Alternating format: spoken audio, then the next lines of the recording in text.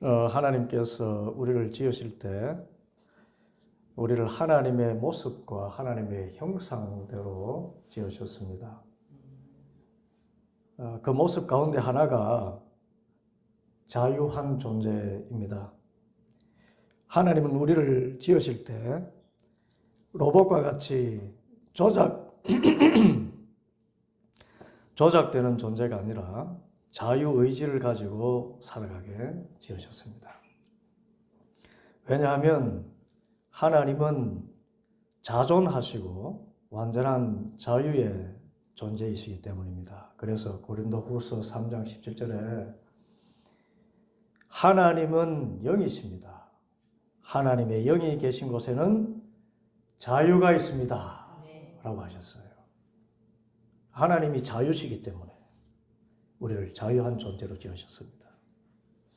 그런데 우리에게 주신 이 자유의지가 얼마나 놀라운가 하면 하나님의 법을 어기고 하나님을 대적할 자유까지 포함하는 의지입니다. 그래서 사람은 하나님께서 따서 먹지 말라고 법으로 정하신 선악과를 따서 먹기까지 자유를 행사했습니다. 그래서 낙원에서 추방되었어요. 하나님의 법을 어기면 하나님의 나라의 의와 평강과 기쁨을 잃어버리는 것입니다. 우리도 이처럼 자유의지를 가지고 살아가는데 범죄하고 타락한 아담의 후손인지라 이 자유의지를 할 수만 있으면 죄 짓는 데 사용하고 하나님께서 하지 말라고 하신 것만 골라 하는 루터의 표현대로 노예 의지로 전락하고 말았습니다.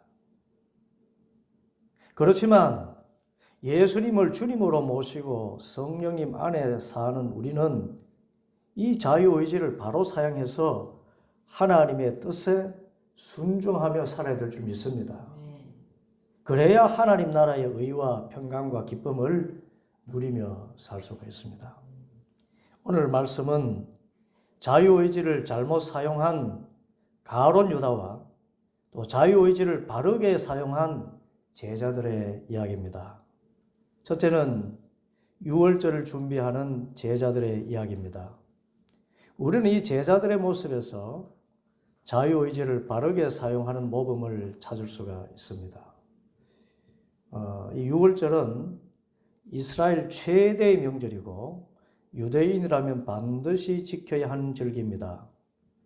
이 유월절을 무교절이라고도 하는데 유월절에 급히 이집트를 탈출해야 했기 때문에 누룩 없는 빵을 먹였기 때문에 무교절, 발효하는 그 누룩이 없는 빵에다 해서 무교절을 지킵니다. 또 어린 양을 잡아 먹었는데 이것은 사망의 천사가 이스라엘 백성의 그 문설주에 바른 피를 넘어간 기념이었습니다. 또 노예 생활의 고난을 생각해서 쓴 나물을 먹었습니다. 이처럼 예수님도 제자들과 이 명절을 지키시려고 준비를 하는데 12절 무교절 첫째 날에 곧 유월절 양을 잡는 날에 제자들이 예수께 말하였다. 우리가 가서 선생님께서 유월절 음식을 드시게 준비하려 하는데 어디에다 하시기를 바라십니까? 예수께서 제자 두 사람을 보내시며 말씀하셨다. 성 안으로 들어가거라. 그러면 물동이를 메고 오는 사람을 만날 것이니 그를 따라가거라.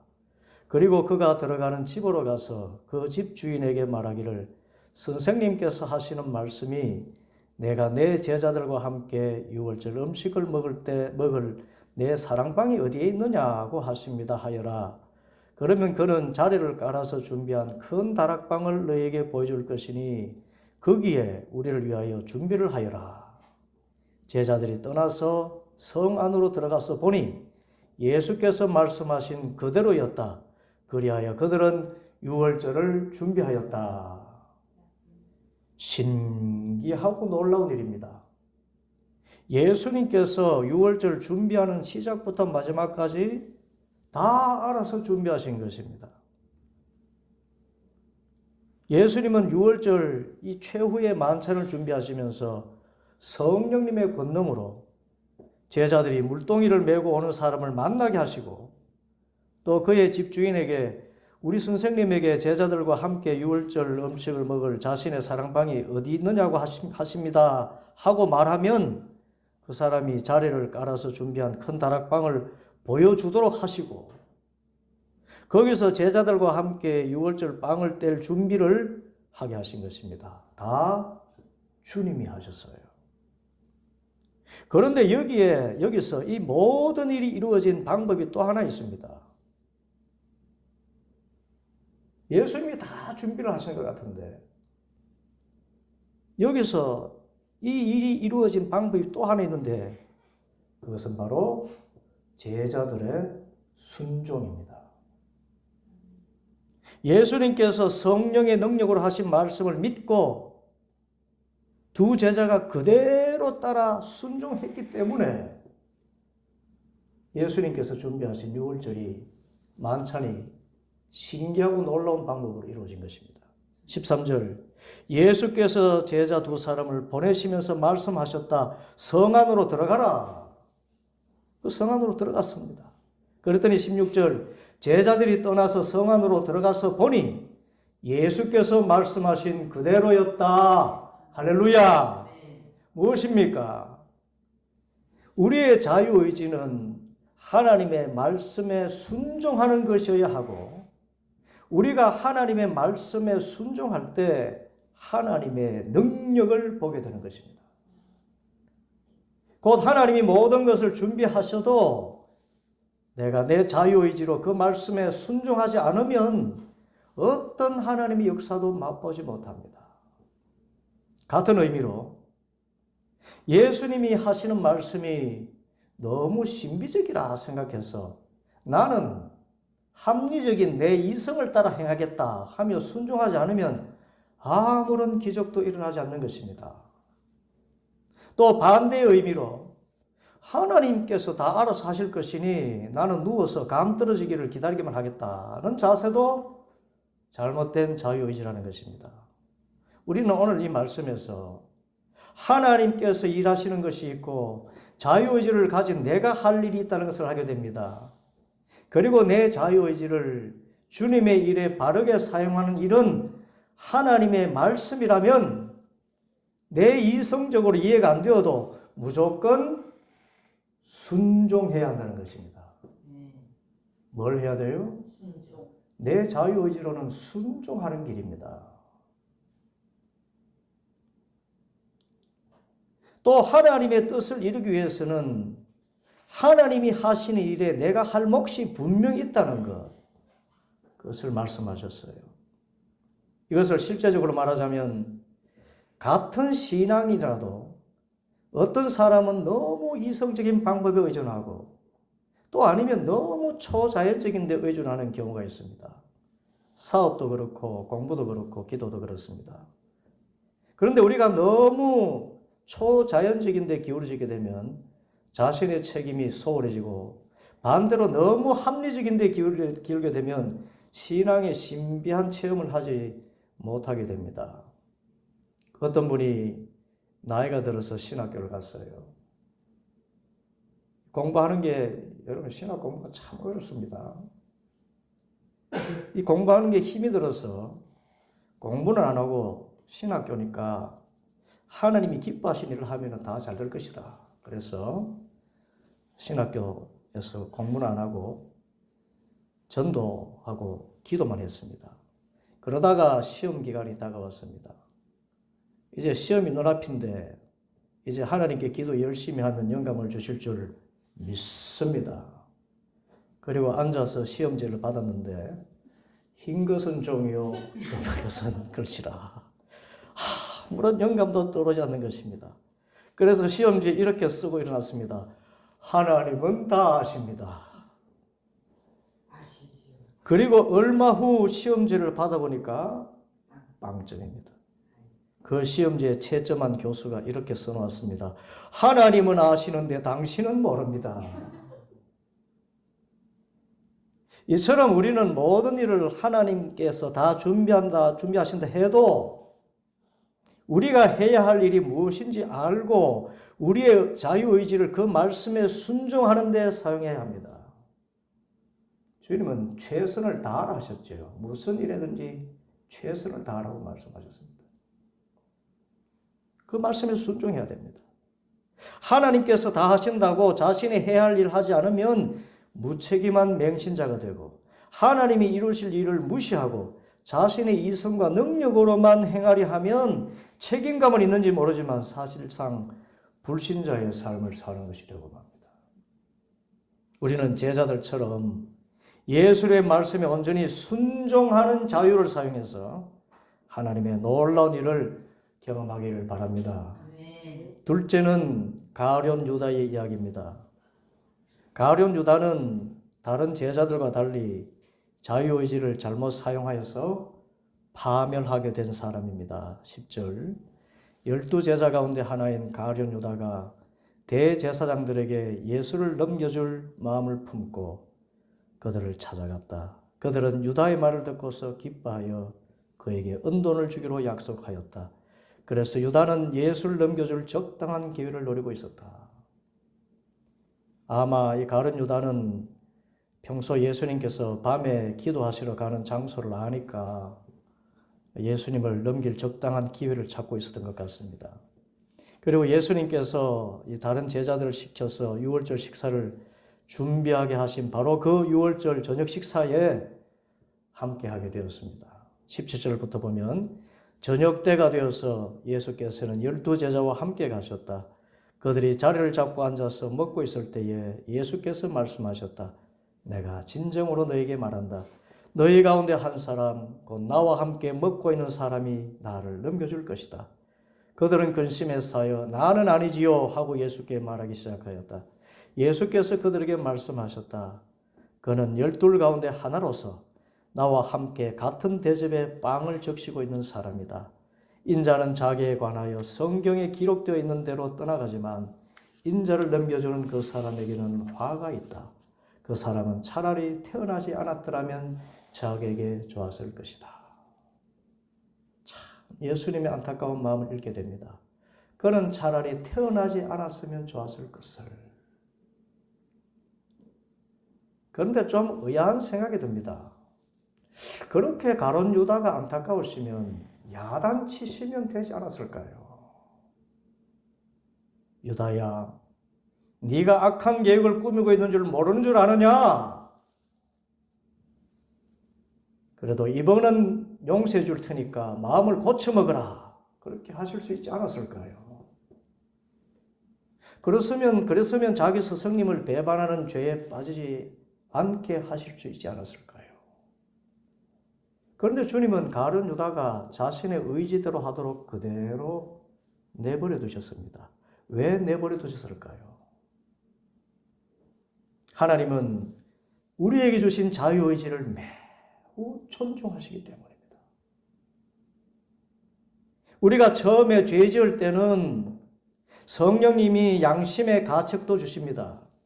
자유의지로 죄 짓지 말라고, 그리고 죄 지으면 죽게 된다고 안타깝게 말씀하시는 것입니다.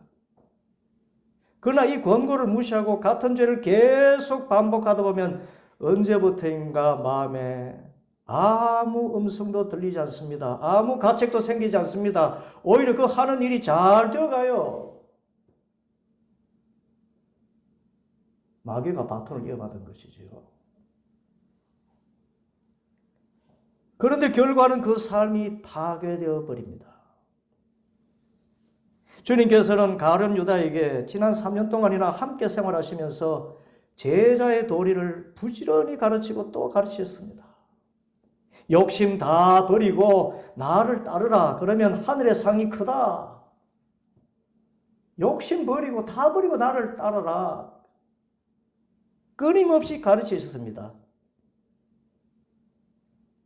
그렇게 말씀하셨지. 너 나를 배반해도 좋다고 말씀하신 적은 한 번도 없습니다. 그럼에도 불구하고 가룟 유다가 계속 욕심에 빠져서 결국 예수님을 팔아먹기로 마음먹으니까 이제는 그냥 내버려 두시는 것입니다. 그래서 사도 바울은 이렇게 말합니다. 로마서 1장 28절 사람들이 하나님을 인정하기를 싫어하므로 하나님께서는 사람들을 타락한 마음자리에 내버려 두셔서 해서는 안 될 일을 하도록 놔두셨습니다. 여러분, 무서운 말씀입니다. 우리가 자유의지를 잘못 사용하기를 반복하면 하나님께서 버려두신다는 것입니다. 버려두신다는 말은 결국은 버림받게 된다는 말과 같습니다. 물론 예수님을 인격적으로 만나서 구원의 확신을 가진 사람이라면 반복해서 죄를 짓지도 않겠지만, 만일 반복해서 죄를 지으면 죄에 상응하는 육신의 형벌은 받고 그 영혼은 그래도 불 가운데서 건진 것 같은 부끄러운 구원을 받는다고 성경은 전하고 있습니다. 그런데 어떻게든 구원받으면 되는 것 아니냐 생각하는 사람들이 있어요. 뭐 구원만 받으면 되지, 뭐 대충 살고 내 자유의지로 마음껏 죄짓고 살지 뭐. 그래서 그리스도인들 하면서 소위 값싼 은혜에 빠지는 것입니다. 여러분, 구원은 부끄러운 구원이 있고 영광된 구원이 있습니다. 저 십자가 한편의 강도는 일생 죄악 가운데 살다가 극형에 처해서 죽기 직전에 예수님을 믿어서 천국 가게 되었습니다. 그렇지만 하늘에서는 아무런 상급이 없어요. 여러분 분명히 아세요. 우리가 죽어서 가는 천국은 은혜로 들어가지만 그곳에서 상급은 이 땅에서 하나님 보시기에 얼마나 선하고 또 영혼을 구원하는 그 거룩한 일을 했느냐에 달려있다는 것입니다. 사도 바울이 그렇지 않습니까?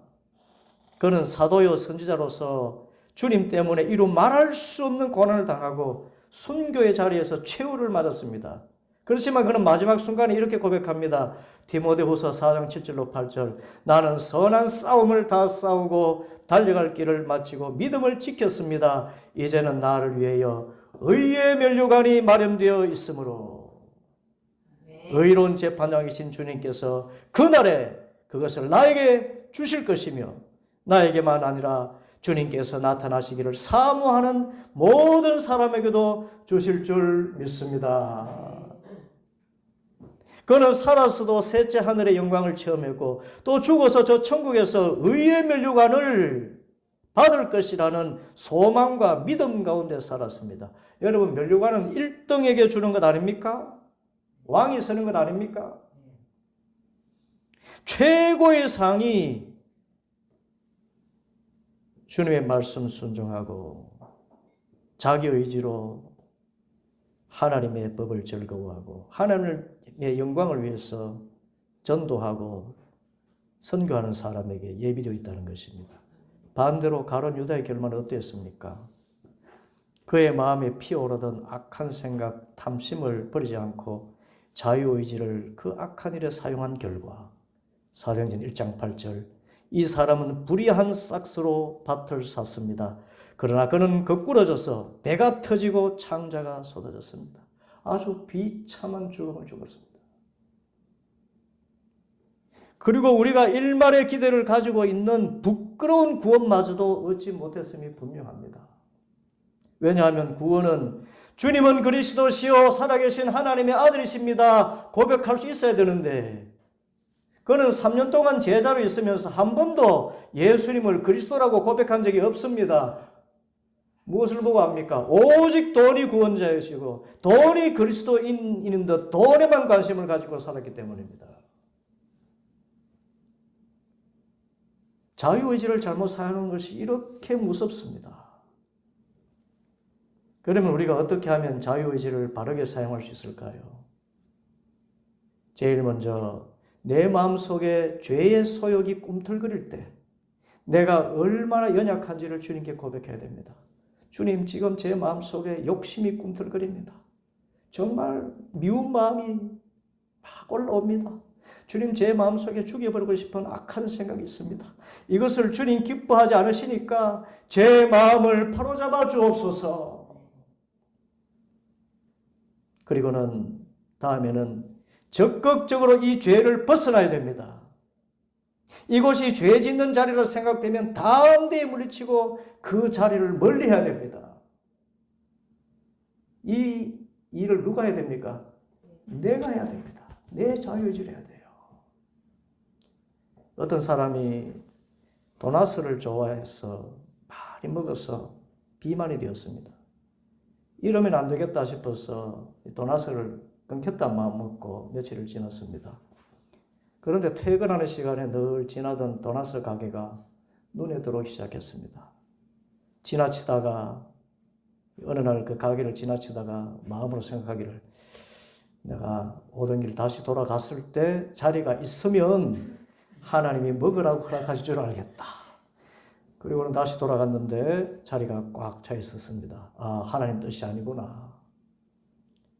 다음 날에 또 가게를 지나가는데 자리가 꽉 차 있었습니다. 이때도 도나스의 미련을 버리지 못하고 다시 말하기를, 내가 다시 돌아가서 혹 자리가 난다면 이때는 분명히 하나님 뜻인 줄 알겠다. 그런데 이번에 돌아가니까 돌아가는 그 시간에 한 사람이 자리에서 일어나 나가는 것이 아닙니까? 이야, 하나님께서 나를 사랑하시는구나. 이렇게 해서 하나님 감사합니다 하면서 배 터지게 도나스를 먹고 이전보다 2배나 더 뚱뚱보가 되었다고 합니다. 이래서 해야 되겠습니까? 성경에서 말씀합니다. 시편 1편 1절에서 3절, 복 있는 사람은 악인의 꾀를 따르지 아니하며 죄인의 길에 서지 아니하며 오만한 자의 자리에 앉지 아니하며 오로지 주님의 율법을 즐거워하며 밤낮으로 율법을 묵상하는 사람이다. 그는 시냇가에 심은 나무가 철따라 열매를 맺으며 그 잎이 시들지 아니함 같으니 하는 일마다 잘 될 것이다. 우리가 죄에서 벗어나려면 발걸음을 다시는 죄 짓는 길로 가지 않아야 됩니다. 죄인의 길에 서지 않아야 됩니다. 그래야 죄를 벗어납니다. 이 일을 누가 합니까? 하나님이 하게 하십니까? 내가 해야 되는 것입니다. 내 자유의지로. 술꾼이 술자리에 가서 술 안 먹겠다, 술 끊겠다. 그래서 술 끊은 사람은 아무도 없습니다. 오직 내 마음의 감정 따라 움직이지 말고 철저히 하나님 말씀을 밤낮으로 내 마음에 두어서 계속 읊조리면서 그 말씀에 순종하기로 결단하고 순종해야 마침내 죄의 길을 벗어나게 되고, 그러면 저 시냇가에 심은 나무가 철따라 열매를 맺고 그 하는 일이 다 잘 되는 것처럼 그 하는 모든 일에 복을 받게 될 줄 믿습니다. 이처럼 예수님께서는 가룟 유다를 붙잡지 않으셨고, 누가복음 15장의 탕자의 비유에서도 아버지는 탕자가 유산 미리 챙겨가겠다는 그 말에 그냥 달라는 대로 다 줘서 보냈습니다. 그리고 찾아 나서지도 않습니다. 왜냐하면 그동안 아버지가 얼마나 말씀 가운데 바로 양육했겠어요. 말씀대로 살면 복 받는다. 세상 길 가지 마라. 그래 했는데도 고집 세우며 갈 때 그냥 보내시는 것입니다. 물론 탕자에 비해서 탕자가 철이 들어서 회개하고 돌아오는 것을 보면서 하나님은 택하신 자녀를 버리지 않으시고 회개하고 돌아오시기를 바라시고, 회개하고 돌아오기만 하면 이전의 모든 영광을 회복시키시는 좋으신 하나님임을 알게 됩니다. 그러나 여러분, 회개가 얼마나 어려운지 아십니까? 죄의 마음을 계속 품고 죄된 행실을 계속하면 죄가 그렇게 달콤할 수가 없어요. 얼마나 달콤하다고요.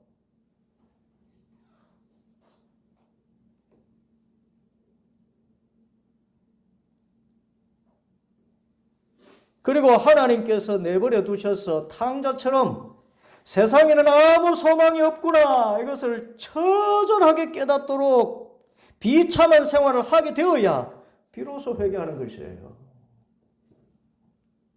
여러분, 비참한 생활을 하다가 회개하고 돌아오시겠습니까? 처음부터 말씀에 순종해서 복된 길을 가시겠습니까?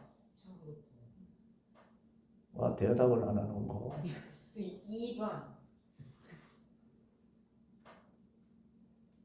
말씀에 불순종해서 내 자유의지로 죄짓다가 비참한 생활하다가 회개하고 돌아오시겠습니까? 아니면 처음부터 말씀에 순종해서 살아가면서 복된 삶을 사시겠습니까? 처음부터 말씀에 순종해서 복된 삶을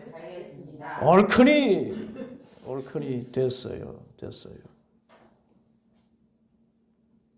그러므로 우리는 하나님께 주신 이 자유의지를 하나님의 뜻에 합당하게 사용할 수 있어야 됩니다.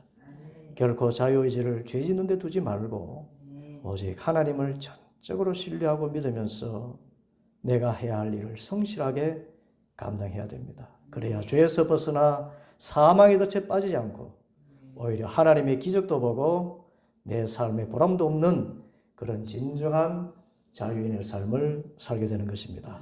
하나님께 주신 이 자유의지를 잘 사용해서 모두가 참된 자유